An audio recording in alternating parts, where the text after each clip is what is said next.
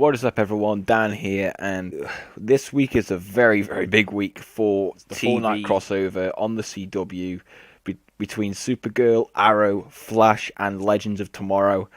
I simply can't wait because, I've always been hyped whenever they've done the crossovers between all the shows on the CW, the DC shows, but this is by far the most hyped up one. Because of the fact that obviously this is the first time that Supergirl's been involved. It's the first time that Legends has been properly involved. I know last year's crossover was kind of the setup for Legends of Tomorrow, but this is like the first time when the Legends of Tomorrow cast are like properly in it. So it's going to be cool to see it. It's just going to be awesome. A lot of people who I know who've watched the shows or fans of DC in general are quite excited for it. It's kind of funny. There's more hype towards this than there actually is towards, the freaking Justice League film that's coming out next year. In fact, I'll admit it. I'm more excited for this than I am the Justice League movie next year. I just know this is going to be epic. I've seen the trailers. It just looks amazing. Particular Arrows, because of course it's 100th episode. But for today's video, I wanted to go through a preview, for all of the CW DC shows. They'll give you a preview for all the episodes this week because, of course, they will all be interconnected because of the Invasion, Dominator storyline. So I thought I'd do something different, give you a preview on the episodes, and I will try to do my review for all of the episodes this week because, with it being a crossover week, I just wanted to try and do something different because, I'm not really a gaming channel anymore. I'm kind of trying to expand myself to other mediums as well, and these shows do intrigue me, of course some more than others, but I still feel like I want to talk about them because that's what I like doing. So let's get straight into the preview. Let's get straight into it. So we're going to start off with Supergirl, since obviously that is the one that airs first. In fact, by the time this video comes out and you'll maybe watching it, this episode will probably already aired in America, but I'm going to go through the preview anyway, or the synopsis that was released beforehand. Eliza comes to town to celebrate Thanksgiving with her daughters. Alex decides it's time to come out to her mother. Kara is shocked when Eliza suggests that Mon-El has feelings for her. Wood and James consider telling Kara the truth about the Guardian. Meanwhile, Cadmus unleashes a virus that instantly kills any alien in the vicinity, so Kara enlists an unexpected ally, Lena Luthor. So it seems like this episode is probably going to focus, of course, on, Alex's decision, the realization that she's a lesbian. Of course, she came out to Kara about it a few episodes ago, but obviously now she's going to come out to her mother as well on Thanksgiving. I'm okay with this plot line.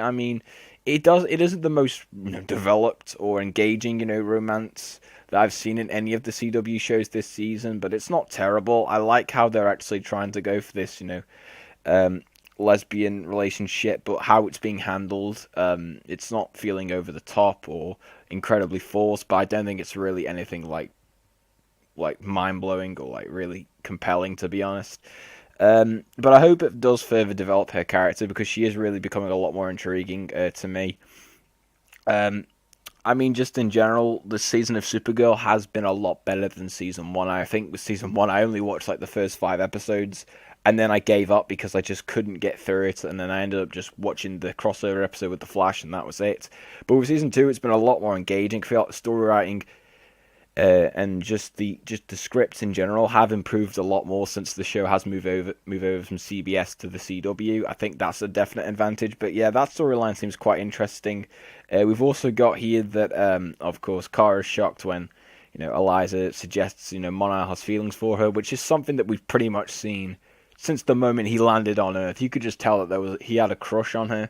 And there has been this kind of, chemistry that's been slowly building towards him. I know Kara has some negativity towards Mon-El because obviously he's not using his powers sometimes the ways that she probably would want him to, but she's definitely had that attraction towards him, so it doesn't really surprise me. And I think eventually, this is going to be part of a love triangle. You just know it's going to happen. This is the freaking CW, for God's sake. And then you've got, of course, Win and James, consider telling Kara about the Guardian. I think they might as well just tell her, because I think when people keep lies on TV shows, it's one of the most repetitive and boring storylines ever. So if they just tell Kara that James is the Guardian, I will be so happy, because I just hate lies in TV. They're just bad storylines. And then, of course, you've got the last segment, which is quite interesting. Cadmus, unleashes a virus that kills any alien in the vicinity. Um, Now, I have heard some rumors that this part of the storyline is where the Dominators could come into it, and where the Supergirl episode will become more intertwined with the Flash, Arrow, and Legend of Tomorrow crossover episodes. I feel like that could be a possibility, but I think the writers probably won't force it in if it doesn't really suit the tone of the story, which I don't think it honestly would, to be honest. I mean, of course, if anyone who's wondering how this could connect to the Dominators, obviously, it wipes out any alien in the vicinity. The Dominators are aliens, so obviously it could concern them. The only question would be, does it only apply to Supergirl's Earth, or does it apply to all the Earths? Which I very much doubt it would, so that's why I don't think the Dominators will be linked to this at all. But the fact that Kara will join up with Lena Luthor is definitely something cool. It'll be interesting to see that, and how they team up, and how obviously Lena's mother obviously reacts to that. That's going to be fun. So yeah, overall, I am looking forward to the episode of Supergirl. Like I said, I have been liking the season more and more as it's gone on. I still think the first 2 episodes of season 2 are the best, with Superman in them.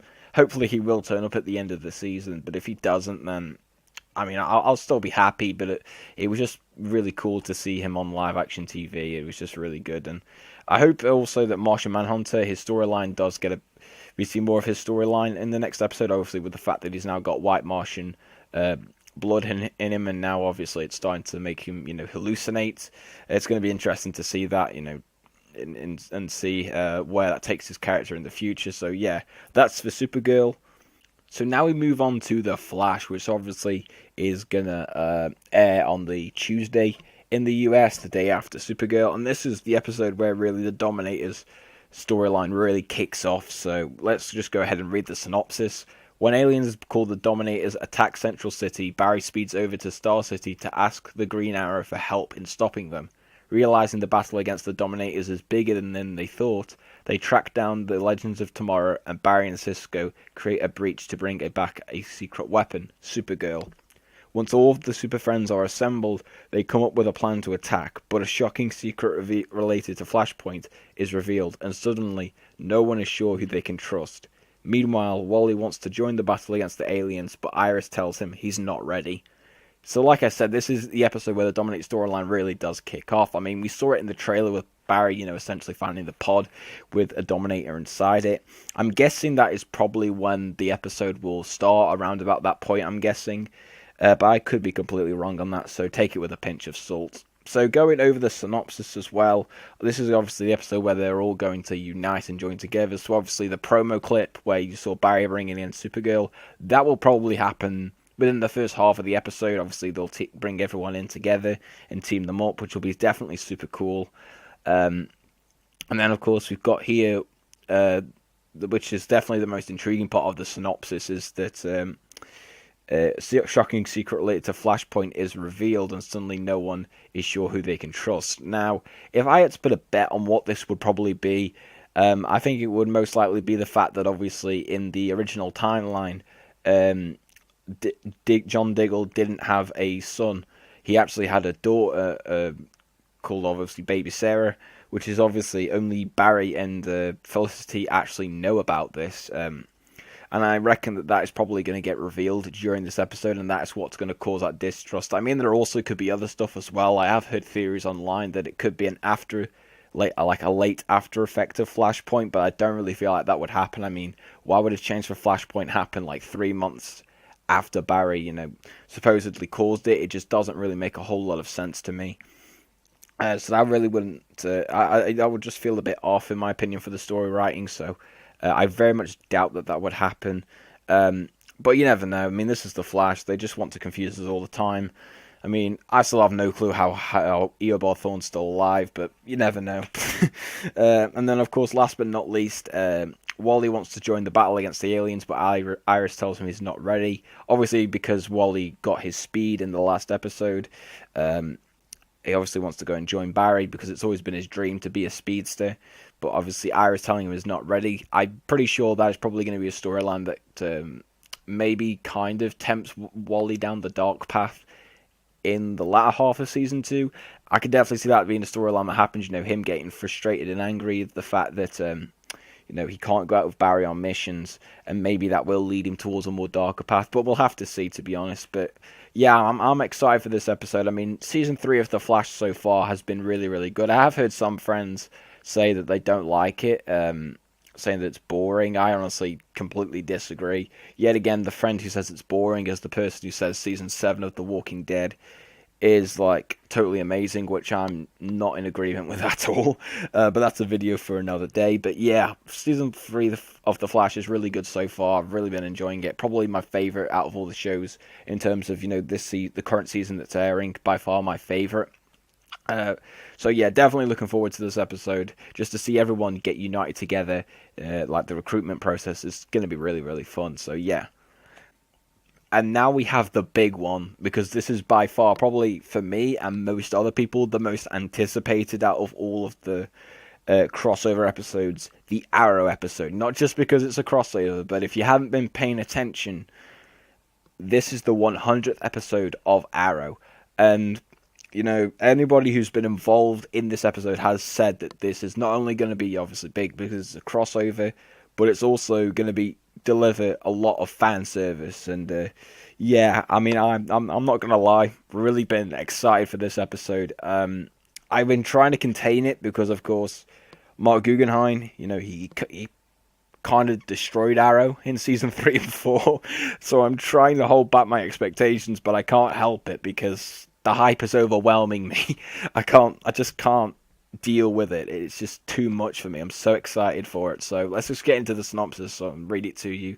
Oliver wakes up to a life where he never got on the Queen's Gambit. Robert and Moira Queen are alive and well. Laurel is his loving fiancée, and their wedding is imminent. Everything seems perfect, but Oliver starts to notice small imperfections that make him question this new reality. Meanwhile, Felicity and the recruits take on a new threat with the help of the Flash and Supergirl. So obviously we have heard a lot about this episode beforehand. I mean, the promo images and everything like that. So Oliver will wake up in this world where he never got on the Queen's Gambit, he never became the Green Arrow, and like none of the events of seasons 1 to 4, or really the season 5 before this episode, never happened. So that immediately on itself is a really, really interesting concept, I think.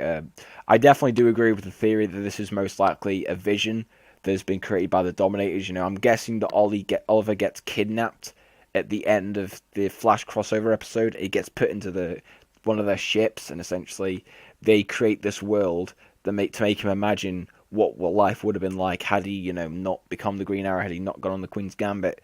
So yeah, that would be really, really cool. It would be really, really awesome. Obviously, you get to see everybody who have previously died, so it would be cool because, of course, you get to see Tommy, you get to see Moira and Robert, who, of course, are dead in the original timeline. It would be cool to see that. I know that some of the producers have said that this episode is going to offer Oliver the opportunity to say goodbye to the people he never got to really say goodbye to, so those three are definitely some of them. Laurel coming back is definitely a good thing, not only because I'm a massive fan of the Black Canary, and I was so fucking pissed that they killed her off in season 4. It was stupid. But also because I think Katie Cassidy is a really good actress, and I really do think that she needs to return. I'm 99% confident that she is going to return in the second half of season 5. I mean, they just have to. I mean, I know a lot of people who want her character back, who felt, her death in season 4 was completely unjustifiable, just to try and eliminate any competition for Olicity. So I'm happy that she's returning, and the fact that, she's marrying Oliver, this is making me a Laura shipper. Very, very happy indeed. So yeah, definitely excited for that.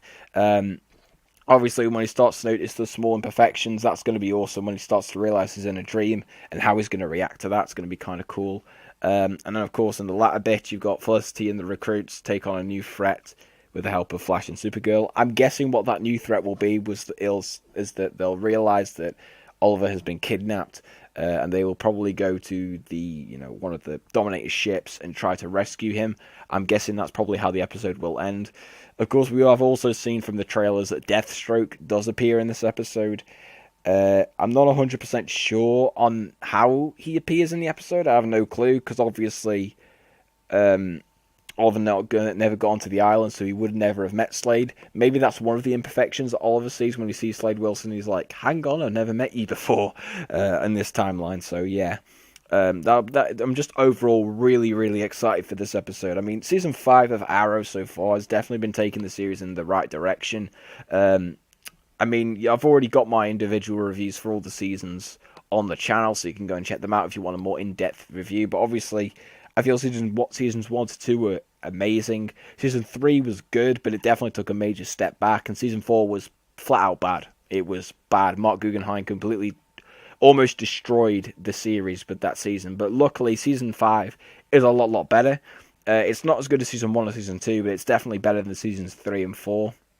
Hopefully, if they can keep pace with what they're doing, and fingers crossed, which I'm pretty sure they will, they bring back the Black Canary, Laurel Lance. I have already stated this numerous times on Twitter. If she returns in the end of episode 9, I will give the first half of Arrow season 5 a 10 out of 10. That is legit. You heard it here first. I just want her back so desperately. But yeah, I'm really looking forward to this episode, and yeah, definitely can't wait for it. So yeah, let's get into the last one, and that is, of course, the Legends of Tomorrow episode, which is, of course, going to be the big conclusion to the Dominators crossover storyline. So let's just get straight into it now. So after learning the Dominators' plan for the world, the Legends must work together with the Flash, Supergirl, and Green Arrow to kill them once and for all. Meanwhile, Stein figures out, with the help of others, how the team can terminate the Dominators, but is distracted by the aberration he realizes he created in 1987.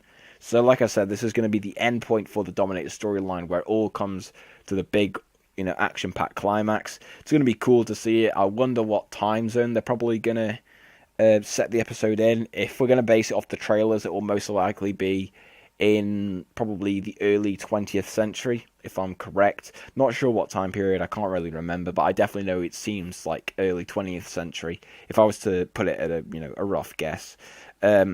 We've also got Stein being distracted by the aberration he created back in, I believe, episode 5, when he met his younger self. Obviously, I think everybody knows this, obviously. I think what happened is, because of his events and his interactions in that episode, he eventually, he changes his future so that he doesn't marry the woman he's married to, obviously, in The Flash. Season 1 that we see. I mean, I can't remember her name, but I remember like her face, but I just don't know what her name is. But I'm guessing that he's probably changed his past quite a fair bit from that, and that's why obviously he's starting to get these aberrations, these images of her. It's going to be cool. I hope they don't drag it out like throughout the entirety of season 2 of Legends of Tomorrow. That would be really bad if they did that, but hopefully they won't. But yeah, I'm really hyped for this episode. It's going to be, obviously, the end part of all of it. It's going to be cool. I have really been enjoying Legends of Tomorrow Season 2, actually. Season 1, I did like. It was a bit inconsistent at times, but it definitely was not the worst of the CW shows to air at that time. I had some episodes were really fun, some were good, others weren't as interesting.